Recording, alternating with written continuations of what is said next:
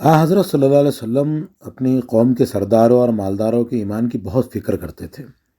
لیکن یہ فکر حضرت صلی اللہ علیہ وسلم کو خدا نخواستہ کوئی اپنی ذات کے لیے نہیں تھی، بلکہ صرف دین کی سربلندی کی خاطر تھی کہ جو سردار اور مالدار اور رئیس جو لوگ ہیں قریش کے، اگر وہ ایمان لائیں تو عوام تو ویسے بھی ان کے پیچھے چل نکلے گی۔ تو آپ صلی اللہ علیہ وسلم کو دین کی سربلندی کی خاطر بڑی اس کی فکر رہتی تھی کہ یہ لوگ ایمان لے آئیں۔ تو آپ سمجھتے تھے کہ ان لوگوں کا ایمان دوسروں کے ایمان کی راہ کھولے گا۔ اس خیال کے تحت آپ ان لوگوں کی ناز برداری میں بسا اوقات کبھی کبھی اپنے جانثار ساتھیوں کے حقوق سے ذرا غافل ہو جاتے تھے۔ اس آیت میں یعنی سورہ کہف کی آیت 28 میں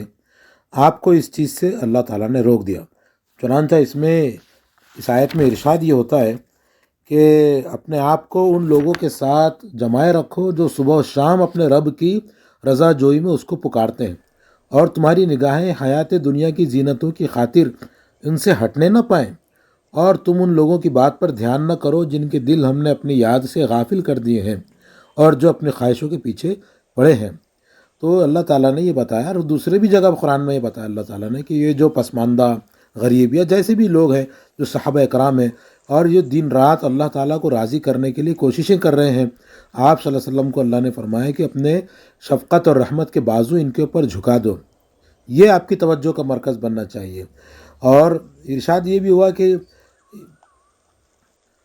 یعنی ان سرگشتگان دنیا کو جو اپنے خواہشوں کے پیرو ہیں اور جن کا معاملہ اب تمام حدود سے تجاوز کر چکا ہے، خاطر میں نہ لاؤ۔ اللہ کہہ رہے ہیں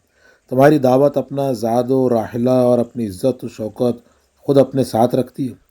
ان لوگوں کے مال و متاع کی محتاج نہیں کہ تم ان کی طرف آنکھ اٹھا کر دیکھو۔ اس آیت کے لب و لہجے میں جو تیزی ہے، اہل ذوق جانتے ہیں کہ اس کا رخ پیغمبر صلی اللہ علیہ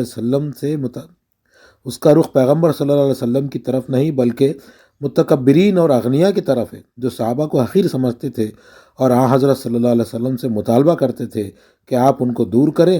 تب ہم بات سننے کے روادار ہوں۔ لیکن یہ آیت رسول اللہ صلی اللہ علیہ وسلم کے ذریعے سے ہم کو یہ سکھاتی ہے